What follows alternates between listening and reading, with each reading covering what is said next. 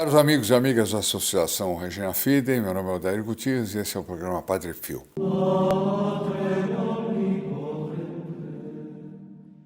Ontem nós comentamos bastante a respeito das conversões, eu fiquei muito feliz que muitas das conversões de evangélicos para a Igreja Católica, fiquei muito feliz de pessoas que telefonaram para a nossa central de atendimento, que aliás vou colocar o número aqui já, agora, e novamente, com super interesse em ajudar, etc. Alguns ganharam o livro que eu prometi, outros compraram diretamente da editora. Eu acho que aquele livro vai ser de uma importância tremenda para todos, para os católicos, para eles se afervorarem, saberem como responder, saber como polemizar, né? Fazer a defesa da igreja. E para os evangélicos também, que vão ver a lógica que tem em tudo aquilo e que não tem sentido ouvirem as barbaridades que os protestantes falam para eles. Bom, eu queria dizer que eu tenho mais... Ontem foram 30 livros. Eu quero dizer que eu tenho mais 20 aqui.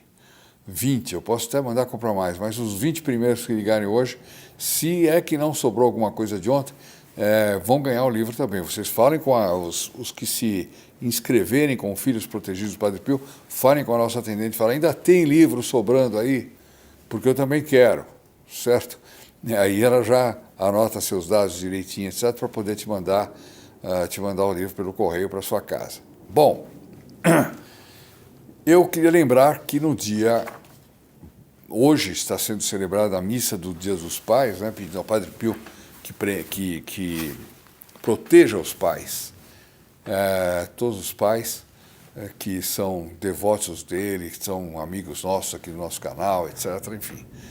E o que vai acontecer no dia 27 de agosto? Dia 27 de agosto é dia de Santa Mônica. Santa Mônica, ela deveria ser a protetora das mães, porque ela foi a mãe de Santo Agostinho e ela sofreu muito com a vida desregrada que Santo Agostinho levava. Era uma coisa assim impressionante. Até a conversão dele foi muita oração. Ela fez muita oração, muita penitência, muito sacrifício, etc. E foi tal o esforço dela que ela conseguiu converter o filho dela, e não apenas converter, mas também transformá-lo num dos maiores santos da igreja. Quer dizer, uma coisa fantástica. As obras de Santo Agostinho servem de referência para boa parte da doutrina católica, é uma coisa impressionante. Então, Santa Mônica é aquela mãe, é aquela santa que você, que é mãe de família, deve rezar para ela, pedindo para ela resolver os seus problemas com os filhos, as dificuldades, os desentendimentos. Criança, quando é criança, então, toda hora tem briga, né? Então, também ela ajudar, como é que deve fazer para curar o temperamento dos filhos, os filhos que andam com más companhias, os filhos que estão mal orientados, os filhos que sofrem pressão na escola, porque isso acontece muito, porque eles não defendem as mesmas ideias horrorosas dos professores e assim por diante. Então, rezem para Santa Mônica. Como o dia dela é no dia 27, e a nossa missa da quinta-feira é no dia 29 de agosto, essa missa do dia 29 de agosto, ela vai ser dedicada a Santa Mônica, né? Eu vou pedir para colocar aqui os dados todos, e aqueles que são filhos protegidos do Padre Pio já têm, evidentemente, seus nomes incluídos, mas podem colocar intenções, pedindo, em concreto, por uma mãe que você sabe que está passando por uma situação tremenda, o filho está na droga, ou por uma outra, ou por um filho, né? Porque Santa Mônica, se ela cuidou tão bem de Santo Agostinho, ela saberá te ajudar a cuidar do seu filho, etc. Então, os que são filhos protegidos do Padre Pio, são membros desse grupo, já têm acesso livre na missa, não precisam telefonar. Aqueles que querem colocar os seus nomes na missa, liguem aqui para 0800 006 1213, não, 1223, perdão, e peçam para terem o nome dos filhos ou o seu nome, e você põe a intenção que você quiser, na missa de Santa Mônica, que vai ser celebrada dia 29 de agosto. Agora, aqueles que não quiserem telefonar ou têm dificuldade, é muito fácil entrar na missa de Santa Mônica. Basta que você compartilhe um dos vídeos nossos, um daqueles vídeos para pessoas que vocês sabem que ainda não são do nosso canal, hein? Mas pegue um dos vídeos do canal, aquele que você gostar, etc., e mande para alguém, compartilhe e recomende que a pessoa se inscreva, acione o sininho e tudo mais. Você fazendo isso, o seu nome vai ser incluído, as suas intenções serão incluídas na missa de Santa Mônica. Bom, eu estou controlando aqui tempo, estou controlando um monte de coisinha aqui, microfone, porque acontece tudo nessas gravações. Eu vou falar um pouco, aliás, quando eu falei ontem da questão dos protestantes, etc., eu fiquei pasmo com uma matéria que eu li no National Catholic World Report, que dizia o seguinte: somente a metade dos católicos e dos americanos conhecem o ensinamento da Igreja sobre a Sagrada Comunhão. Somente metade dos católicos americanos, que é uma multidão, né? Dos que praticam a Sagrada Comunhão, 50% apenas tem noção da transubstanciação durante a missa. Quer dizer, é uma barbaridade a indigência do povo católico, né? Agora, será que aqui é diferente? Não sei se aqui é diferente, né? Não sei. Talvez seja pior. Eu sou levado a achar que é pior. Desculpe. Quantas pessoas sabem que durante a missa se dá a transubstanciação? E ali aquela hóstia passa a ser o corpo, sangue, alma e divindade de nosso Senhor Jesus Cristo, né? Quantas pessoas conhecem a doutrina da Sagrada Eucaristia e da importância de fazer a Sagrada Eucaristia? A prova disso é que os cursos de primeira comunhão, a catequese estão sumindo. E olha, eu tenho parentes meus, muito próximos, que fizeram catequese recentemente, e é uma vergonha o que não se aprende lá, né? Então a gente vê que como nós precisamos do Santo Padre Pio. De um lado, para recuperar aqueles que saíram da igreja, de outro lado, recuperar aqueles que estão na igreja, estão fazendo a coisa errada, né? De outro lado, afervorar aqueles católicos que conhecem a coisa certa, mas esfriaram, né? Enfim, o Padre Pio pode fazer isso. Eu queria pedir a vocês, então, que compartilhassem, dessem like aqui nesse canal, e eu vou ler uma história muito, muito bonita de um padre Jean-Marie Benjamin. Ele é um francês, e ele teve um intenso e inesquecível encontro com o Padre Pio de Pietrelcina na década de 60, ou seja, muito próximo da morte do Padre Pio, que foi em 1968.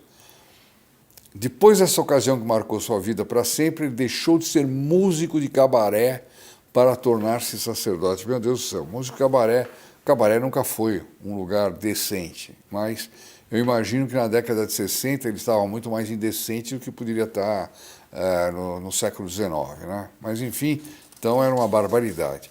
Bom, em 1968, Benjamin tinha pouco mais de 20 anos, levava uma vida libertina em Paris e trabalhava como músico em um cabaré. Perdão, eu li errado. Aos 20 anos, tá ok? Bom, queria dedicar-se totalmente à música. Naquela época já tinha gravado 2 discos e estava compondo sua primeira sinfonia. Não imagino que fosse música sacra. Um dia, conforme contou a ACI Stampa, agência italiana do grupo ACI, foi jantar na casa de um amigo e na biblioteca encontrou um livro sobre o Padre Pio. Recordou que ao ver a foto do Frei na capa, esta atraiu seu olhar. É como se o Padre Pio olhou para cá, eu te pego. Quanta gente não entra assim no nosso grupo, quanta gente não entra assim no nosso canal. O Padre Pio vai lá e pega. A pessoa nem sabe quem é o Padre Pio, nunca ouviu falar do Padre Pio. e de repente fica um devoto do Padre Pio espetacular, e divulga, e compartilha, e trabalha, e ajuda no apostolado. É maravilhoso, nós estamos no começo de uma imensa graça que o Padre Pio está obtendo para o Brasil. Não esqueça do que eu estou falando, até porque esse vídeo vai ficar eternamente aqui na internet, e eu espero que daqui uns bons tempos vocês assistam esse vídeo e falem: caramba, que coisa impressionante, o Padre Pio realmente fez um milagre. Bom, pediu o livro emprestado, então ele viu a capa do livro, se interessou, pediu o livro emprestado e leu em uma noite, e decidiu ir a San Giovanni Rotondo, na Itália. Quando chegou à cidade, conheceu da hospedagem Marco. Ali está cheio de hospedagenzinhas pequenas, etc., algumas até famosas do tempo ainda do Padre Pio, né? Conheceu um professor de literatura que também queria ver o Padre Pio. Este lhe aconselhou que, se queria confessar-se com o frade Capuchinho, devia ir à missa das 5 horas e conseguir uma entrada. Também lhe comentou que não era bem entrada, era conseguir uma senha para se confessar, né? Também lhe comentou que já não confessava os estrangeiros, mas o animou para que tentasse. Ele falava francês, o Benjamin seria. E no dia seguinte, Benjamin foi à missa, recordou que o Padre Pio estava em uma cadeira de rodas, muito idoso e encolhido pela dor dos estigmas. E apesar disso, todos o olhavam com admiração, a emoção era grande. Faltava pouco tempo para ele morrer, né? Como nós vamos ver aqui, o Padre Pio já estava no fim da sua vida. Que tremendo para toda aquela gente que ia a São Giovanni Rotondo, para os filhos espirituais, de repente ficarem sem o Padre Pio, né? Como era necessário, para quem era filho do Padre Pio, ser fiel ao quê? Aos ensinamentos do Padre Pio. Continuamente, porque senão se desagregavam. E essa era a forma de se manterem unidos. Era compartilhando, relembrando, conversando sobre os ensinamentos do Padre Pio. Era o único jeito de continuar unidos. Imagina o dia da morte do Padre Pio, que tremendo. Bom, mas não é disso que nós estamos falando. Nós estamos falando, então, que o Benjamin estava lá, entrou na missa e ficou encantado. No momento da consagração, era impossível se descrever. Quantas vezes a gente já leu isso aqui? Não há palavras nem expressões para dizer com exatidão o que estava acontecendo, porque, além disso, os pássaros que estavam nas janelas do templo permaneciam em silêncio. Eu estou rindo porque é o seguinte: não há missa. Vocês podem observar isso aí. Não há missa que, quando chega na hora solene da consagração, uma criança não começa a chorar. Aquele barulho. E o padre, ou durante um sermão. Eu tenho uma igreja que eu frequento, que ao lado tem uma família com vários cachorros. Os cachorros estão em silêncio a missa inteira. Quando chega na hora da consagração, eles começam a latir, fazer uma balbúrdia. Na hora da homilia também, uma balbúrdia, etc, etc. Com o Padre Pio, nem os passarinhos piavam. Ficavam todos quietinhos lá, né? É impressionante. Bom, Benjamin não conseguiu a senha, mas Marco lhe entregou a sua, que já não usaria. Entretanto, o Frei dos Estigmas não atendeu confissões durante os 3 dias seguintes, porque estava muito cansado de mal de saúde. Padre Pio já estava agonizando, meu Deus, imagina o que era aquilo, né? Agonizando. No domingo, dia 8 de março, veja bem, o Padre Pio foi falecer no dia 23 de setembro desse mesmo ano. Então imagina o estado que ele estaria em março. Quando abriram a porta da igreja, Benjamin correu e sentou-se na primeira fila para a confissão. Quando chegou a sua vez, o Padre Pio lhe perguntou lentamente, como se soubesse que ele não entendia italiano. O Padre Pio nunca tinha visto ele. Há quanto tempo você não se confessa? Perguntou bem devagar. Benjamin lhe contou sua história em francês. O sacerdote repetiu a pergunta e ele respondeu que não recordava, não lembrava. Quando ele tinha, quer dizer, não é que ele não estava entendendo, mas ele não conseguia lembrar quando é que tinha sido feita a última confissão. Aí tem uma coisa estranha aqui, né?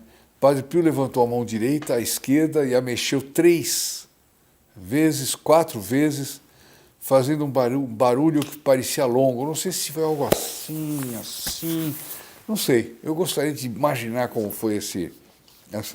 E em seguida me disse, é o depoimento do Benjamin, ele me disse o dia, o mês e o ano de minha última confissão. Disse que foi no dia 13 de julho de 1961, na Costa do Marfim, Côte d'Ivoire, antigamente, né? Quando viajei à África com meus pais, relatou a ACI. Depois de um longo silêncio, o jovem pediu a bênção do Padre Pio e este lhe disse, olhando profundamente nos olhos, procura um sacerdote francês. Até porque ia ser mais fácil de comunicar. O Padre Pio tinha o dom de entender, etc., mas ele estava agonizante, né? E o Padre Pio sabia que não ia poder mais atender outra vez. Benjamin tocou seus estigmas e sentiu um calor impressionante e a forte presença de Deus. Regressou para Paris, sentindo-se renovado pelo encontro com o Padre Pio, que lhe havia dado uma força nova, sobretudo em seu interior. No dia 23 de setembro de 1968, o Padre Pio faleceu e a notícia entristeceu Benjamin, que não podia acreditar e chorou. Então, lembrou-se de que o frei Capuchinho lhe disse para procurar um padre francês para confessar-se. Aqui diz ele, Benjamin, não havia feito, e nem sequer havia pensado nisso, mas logo fui pegar o metrô para descer em qualquer estação, caminhar e entrar na primeira igreja. E vocês vão ver que impressionante, ele desceu numa estação em Paris, os que conhecem Paris sabem, chama Notre-Dame de Victoire, porque ali está a igreja de Notre-Dame de Victoire. E ali parou ele, entrou na igreja e viu 2 confessionários vazios, quer dizer, vazios sem penitentes, mas o padre estava lá. Hoje em dia, os confessionários geral estão vazios de padre mesmo, mas naquela época não. Entrou em um e disse ao sacerdote, padre, lhe digo a verdade, não vim apenas confessar-me, mas vim também da parte do Padre Pio. Olha só que coisa impressionante vai se passar agora. O sacerdote escutou o relato de Jean-Marie e lhe disse, é muito belo tudo que te aconteceu. Além disso, ninguém havia dado meu nome para que você viesse me buscar. Com certeza foi o Padre Pio que te guiou até aqui. Sabe por que estou dizendo isso? Porque eu sou o Padre Réveillac, responsável da coleta de recursos na França para a Casa do Alívio do Sofrimento, como se chama o Hospital do Padre Pio. Quer dizer, o Hospital do Padre Pio recebia doações do mundo inteiro, o responsável por essas doações na França era o Padre Réveillac.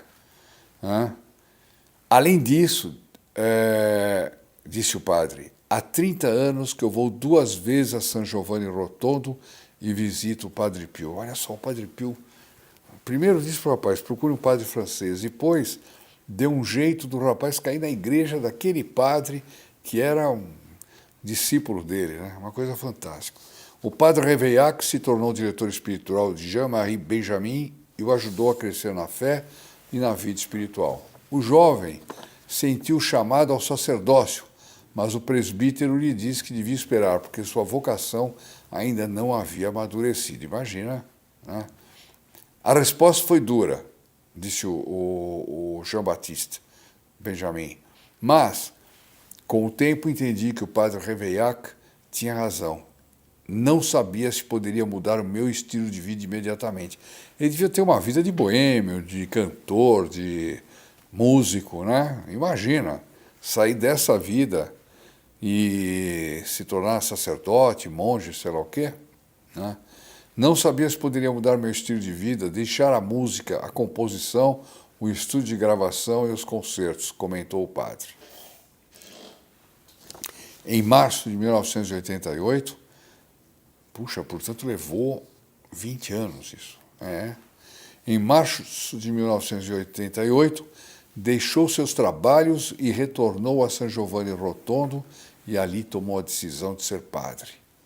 foi ordenado em 26 de outubro de 1991, portanto deve estar vivo ainda. E em 1995, olha quem é ele! Vamos descobrir juntos. Em 1995, produziu seu primeiro filme sobre o Padre Pio, difundida pela rádio e televisão italiana. Então, esse filme que nós assistimos, que nós temos aqui no nosso site, e que vocês encontram rapidamente no YouTube, mas olhem no nosso site, vão lá no site reginafidei.com.br e coloca lá filme do Padre Pio. Tem ele dublado em português, é maravilhoso. Então foi esse Jean-Baptiste Benjamin que fez, Padre Jean-Baptiste Benjamin que fez. Olha só que coisa, como a história dá voltas, é uma coisa maravilhosa. E essa igreja de Notre-Dame-Victoire é uma igreja absolutamente sensacional. Quem nunca foi até Paris, o dia que for, não deixe de visitar a igreja Notre-Dame-Victoire. Ela tem um clima assim de uma certa penumbra. Todas as paredes são cobertas de ex-votos em mármore, gente agradecendo graças. As paredes todas, a gente não encontra um buraquinho mais para colocar nenhuma placa. Ela é toda feita assim, né? E Nossa Senhora das Vitórias reina dentro da igreja de uma forma maravilhosa, maravilhosa. E lá já esteve São João Bosco, né? Fundador dos salesianos, né? Que celebrou missa lá. Lá já esteve Saint Louis Martin. São Luís Martin é o pai de Santa Teresinha. Eu estou lendo a vida dele, que coisa fenomenal, que coisa fenomenal. A gente lendo a vida dele, dá quase vontade de abrir um canal só para contar coisas da vida dele, porque é impressionante a coisa. São Luís Martin, que ele era estudante de relojoaria em Paris, ele ia regularmente rezar em Notre-Dame-Victoire. Ele escreveu à sua esposa Zélia que eu tenho seria a sorte, a graça de comungar em Notre-Dame-Victoire, que é como um pequeno paraíso terrestre. Nossa Senhora! E aí ele diz, eu também sempre acendo uma vela na intenção de toda a família. Ele depois fez uma peregrinagem em 1887 com as filhas Celina e Teresa, agradecer à Virgem pela cura de Santa Teresinha, né? E foi quando Santa Teresinha, na vida dela, escreve como foi essa visita a Notre-Dame-Victoire, Nossa Senhora das Vitórias. Esteve lá também Dom Jean-Baptiste Chotard. Dom Chotard era o famoso abade de Septfons, que é uma abadia cisterciense de estrita observância, né? E que ele também celebrou a missa no altar da Virgem. Ele é santo, Dom Chotard, para mim ele é santo. Não sei quando vai ser canonizado, mas é santo, é uma coisa impressionante. E celebrou missa lá. Santa Teresinha do Menino Jesus, como já disse, da Santa Face, a futura carmelita, esteve em 4 de novembro de 1887, rezando a Notre-Dame-Victoire, onde ela sentiu a intensidade do amor e da proteção da Santa Virgem. Ela recebeu uma graça. Criança, ela havia sido curada de uma doença grave ao termo de uma novena de missas em Notre-Dame-Victoire. Ela conta isso na História de uma Alma. Quem não leu, trate de ler. Quem não comprou, compra e leia. Só comprar não adianta. Então, ela fala nos manuscritos, ela maravilha que era Notre-Dame-Victoire. E ainda é. Mudaram um pouquinho, ela já não é tão... Eu já peguei Notre-Dame-Victoire mais ou menos por volta dos anos 80 e era a coisa mais maravilhosa, era o lugar que eu mais adorava ir comungar, rezar meu texto, era uma coisa assim fantástica. Eu morei um tempo em Paris, então era uma coisa fantástica. E, voltando agora recentemente, eu vi que algo da penumbra perdeu, eles mudaram algumas posições dos bancos, enfim... Mas ainda tem a bênção de Notre-Dame-Victoire. Quem esteve lá também foi o cura d'Ars, São João Batista Vianney, né, que se inscreveu na confraria de Nossa Senhora das Vitórias desde os primeiros anos da sua fundação, né? Quem esteve lá também foi Santo Marcelino Champagnat, Saint Marcelin Champagnat, fundador dos Irmãos Maristas. Também esteve lá, em 1839. Também esteve lá Dom Prosper Guéranger, que também é outro santo, é uma coisa fantástica. Ele é restaurador da abadia de Solesmes e da Ordem Beneditina na França. Imagina esse homem. Esteve lá na época, em 1805. Aliás, eu não falei das datas dos outros, mas é tudo mais ou menos nessa época. Esteve lá também Santo Antônio Maria Claret, ou Claret, como dizem os espanhóis, que era da Catalunha, na Espanha, que foi ordenado arcebispo de Cuba. Aliás, foi expulso de Cuba, fizeram uma tal perseguição contra ele que ele fez uma profecia de que Cuba ia sofrer um grande castigo, e aí está, há 60 anos, mais 60, 60 e tantos anos que Cuba está sob o tacão comunista, com as pessoas sofrendo, fome, assassinatos, insegurança, gente sendo presa por discordar do governo, falta de liberdade total, tudo velho, caindo aos pedaços e fronteiras fechadas, né? É isso aí. Santo Antônio Maria Claret, ele disse que ia acontecer isso. Pode ter sido até castigo por causa dessa expulsão dele, por que não? São Pedro, esteve aí também São Pedro Julião Aymar. São Pedro Julião Aymar é um dos grandes devotos do Santíssimo Sacramento. As obras dele são obras de um fogo a respeito do Santíssimo Sacramento absolutamente fantástico. Tem que tomar cuidado com o tempo aqui. Ele também foi fundador da Congregação dos Padres do Santíssimo Sacramento. Eu estive na igreja dele lá em Paris e é um lugar também onde está o corpo dele, fantástico. São Pedro Julião, se vocês lerem qualquer coisa de São Pedro Julião Aymar sobre o Santíssimo Sacramento, dá uma vontade de comungar, uma coisa assim fenomenal. Bom, como eu juro, o que está dizendo aqui? Não, eu estou dizendo... não, São Pedro Julião Aymar. E esteve lá o Santo Padre Pio. Olha só, o Santo Padre Pio é um caso misterioso. Não se sabe se o Padre Pio foi a Notre-Dame-Victoire, nem se ele a conheceu diretamente, o santuário, mas uma pequena estátua de Notre-Dame-Victoire se encontrava em cima de sua mesa em São Giovanni Rotondo. Alguns dizem que ele esteve lá por bilocação, como aliás ele esteve durante a canonização de Santa Teresinha do Menino Jesus. Ele esteve presente na Praça de São Pedro, foi visto por muitas pessoas durante a canonização de Santa Teresinha do Menino Jesus. Por que ele não poderá ter ido a Notre-Dame-Victoire? Né? E esteve lá também o poeta Georges Bernanos, quer dizer, quem levou... Esse é quem escreveu o Diálogo das Carmelitas, que é um filme magnífico, espetacular, do martírio, né, de 21 carmelitas, eu creio, ou 40, eu agora estou na dúvida nesse número, durante a Revolução Francesa. Né, elas foram guilhotinadas em praça pública e o Georges Bernanos, que era um grande poeta, ele escreveu a história, o texto, né, que descreve o martírio das Carmelitas, e também ele ia muito rezar em Notre-Dame-Victoire, e diz que lá, se a gente procurar tem aqui até o número, o ex-voto número 19312, porque todas as placas de mármore têm número, né? Mas eu não sei onde é que vai encontrar isso, porque não está em ordem numérica, não. Vai encontrar um ex-voto dele, está situado antes da sacristia. Bom, mesmo assim é difícil. E aí está, Notre-Dame-Victoire, que eu contei, aproveitei para falar de Notre-Dame-Victoire por causa dessa conversão do padre Jean-Baptiste Benjamin seria. E aproveitei, porque com essas coisas nós vamos contando essas histórias que eu acho que para muitos que não conhecem é bom conhecer isso. E para outros vai dar vontade de ir para Paris, para ir a Notre-Dame-Victoire. Né?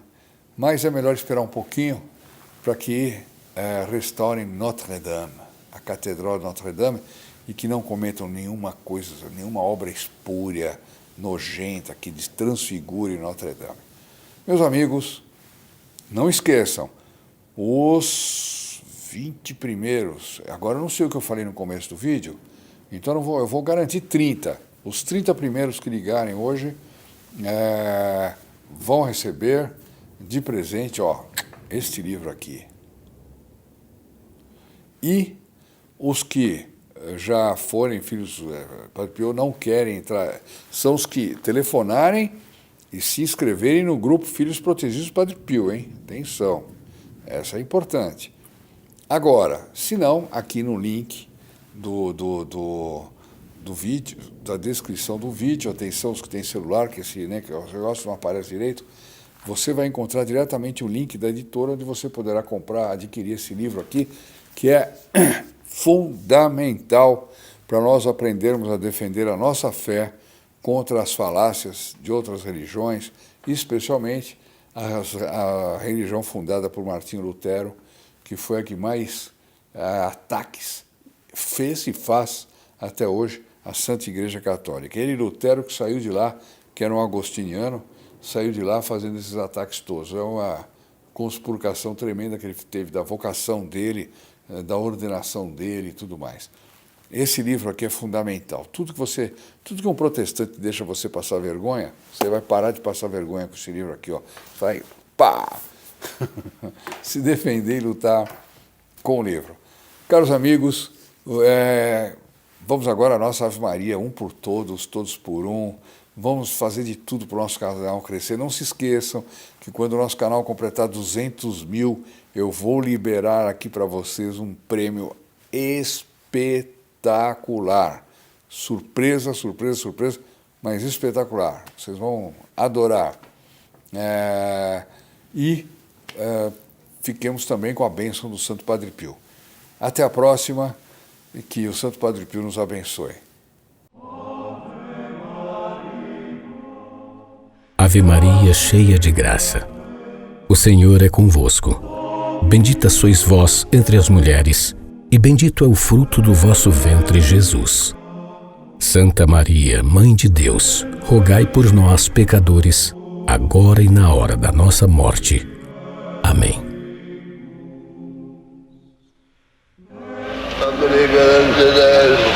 Padre, Espírito Santo,